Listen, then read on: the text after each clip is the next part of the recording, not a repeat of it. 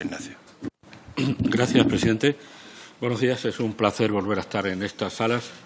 en las que estaba hasta hace pocos meses y un placer ver a los colegas y compañeros de otros grupos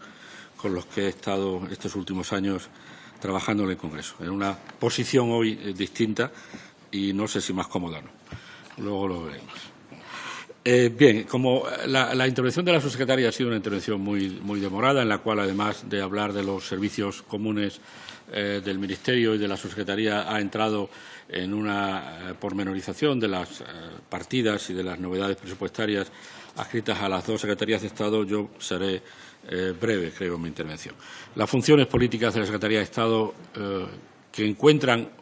poco reflejo presupuestario, porque en realidad las funciones, como voy a decir, de la Secretaría de Estado tienen más que ver con la gestión política de los asuntos que con, digamos, actividades públicas que requieran grandes dosis de inversión, son fomentar la colaboración territorial, recuperar la autonomía municipal y el tono de una administración local que ha sufrido especialmente no solo los embates de la crisis, sino las políticas públicas que al hilo de la crisis se han desarrollado para cercenar la autonomía municipal, y el gran ejemplo de ello es la Ley de Racionalización y Sostenibilidad, la LARSAL, y coordinar territorialmente a la Administración General del Estado. Desde el punto de vista presupuestario hay partidas que tienen que ver con el reto demográfico, pero puesto que hay una comparecencia específica de la comisionada, que no depende funcionalmente de la Secretaría, sino que depende de la ministra, supongo que ella va a ser la que va a entrar con mayor detalle en esos aspectos. El primer eje del trabajo de la Secretaría, las relaciones territoriales, encuentran acomodo presupuestario en el programa 922M y tiene como elemento esencial la recuperación de un sistema de relaciones territoriales que había vivido un periodo de baja actividad, de inactividad o de escaso rendimiento político en el juicio del Ministerio, porque según hemos analizado, y seguramente es una opinión compartida, los problemas que presenta hoy el Estado autonómico no son de nivel de autogobierno, aunque es verdad que hay reclamaciones territoriales para completar algunos traspasos, pero incluso en aquellas comunidades autónomas en las que hay reclamaciones de ese tipo, si uno se examina esas reclamaciones, en realidad no estamos hablando, por lo general, de traspasos de nuevas funciones, sino realmente traspasos de servicios, de funcionarios, de edificios. Por tanto, el análisis, sin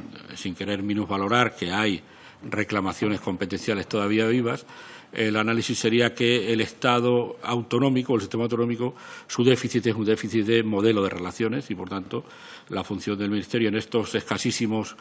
7 o 8 meses ha sido volver a montar un sistema de relaciones que en muchos casos y en muchos órganos vivía unos años de poca actividad. Por tanto, no hay aquí grandes novedades presupuestarias porque lo que se requiere es voluntad política y esa voluntad política se traduce en que se hayan reunido desde el cambio de Gobierno 45 órganos multilaterales, en un ritmo desconocido en los años anteriores, que tiene que ver, no lo niego, con una cierta recuperación del tono después de la época de la crisis, pero que tiene que ver con un cambio de política. La lógica que seguía el Gobierno anterior era una lógica más reticente a las relaciones multilaterales y a una consideración del mundo autonómico como un elemento motor del país en todos los sentidos. Al contrario, algunas tendencias y algunas insinuaciones recentralizadoras parecen infiltrarse en partidos como el PP, que no habían mantenido dudas en los últimos años. En cualquier caso, el Gobierno ha asumido con absoluta decisión volver a montar todo el sistema de relaciones centro-periferia, porque pensamos que en ese sistema de relaciones centro-periferia es donde están los problemas del sistema autonómico en este momento. En lo que concierne al propio Ministerio, la propia Conferencia de Asuntos Europeos, que yo creo que solo se reunió durante los periodos de presidencia del señor Rajoy en 2 ocasiones, se ha reunido ya en 2 en solo unos meses, y en las que estamos tratando una nueva vuelta o una nueva ampliación de las capacidades de participación de las comunidades autónomas en los asuntos de la Unión Europea, y el Brexit, que es el ámbito en el que el Gobierno informa a las comunidades autónomas de cuáles son sus planes de contingencia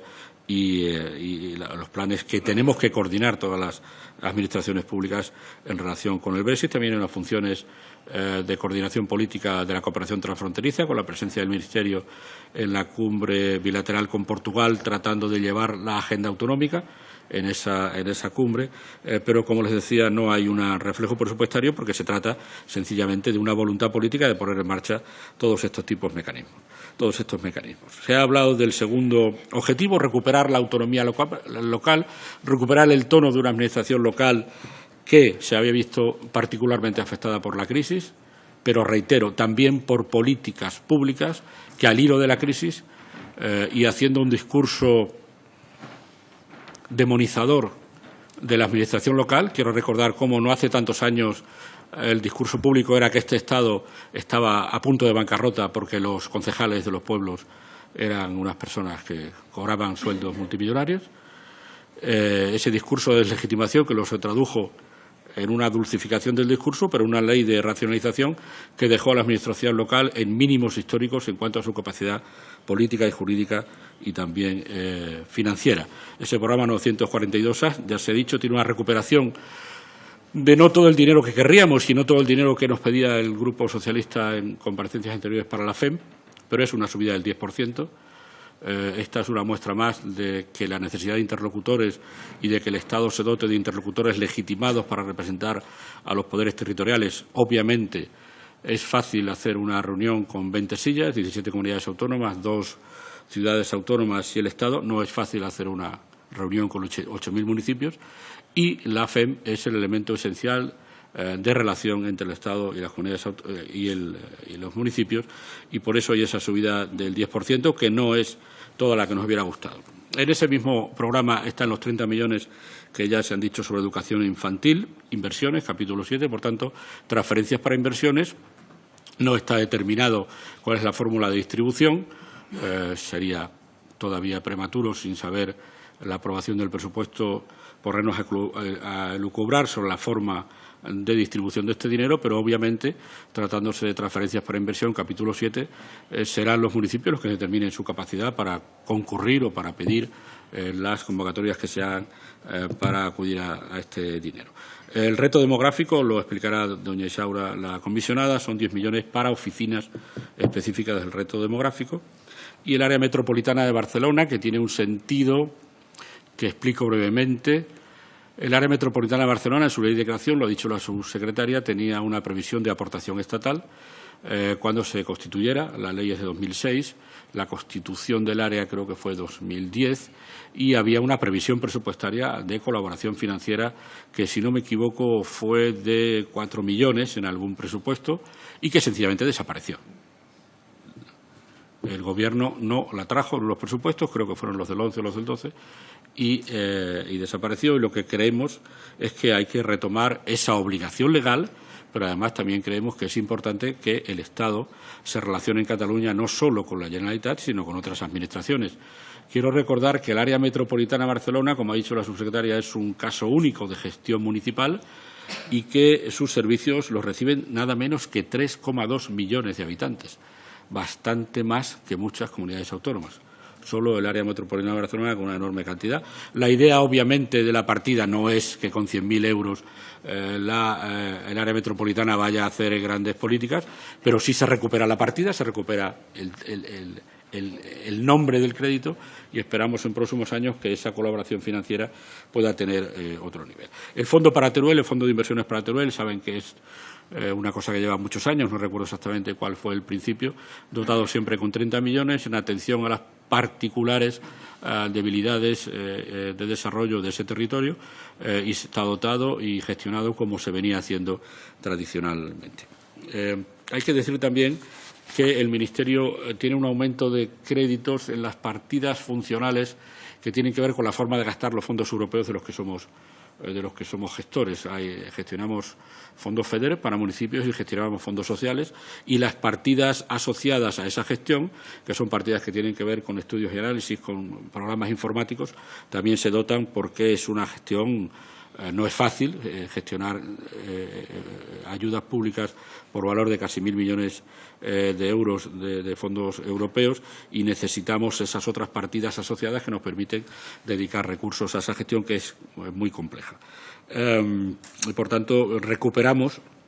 un montante de partidas de este tipo que fueron tachadas, eliminadas en la operación de disponibilidad de créditos que se hicieron en los años 15 y 16. Y, finalmente, el programa 921P, Coordinación Territorial de la Administración General del Estado, que se dota con 1 millón más de euros para inversiones en las delegaciones y subdelegaciones. Se ha hablado suficientemente de los servicios que prestan a estas delegaciones y subdelegaciones, y nuestras encuestas, las encuestas habituales que se hacen, hablan de una sustancial conformidad de los ciudadanos con los servicios que prestan. Por tanto, vamos a poner en valor algunos edificios, algunas inversiones de las delegaciones y subdelegaciones, y recuperamos 12 millones que fueron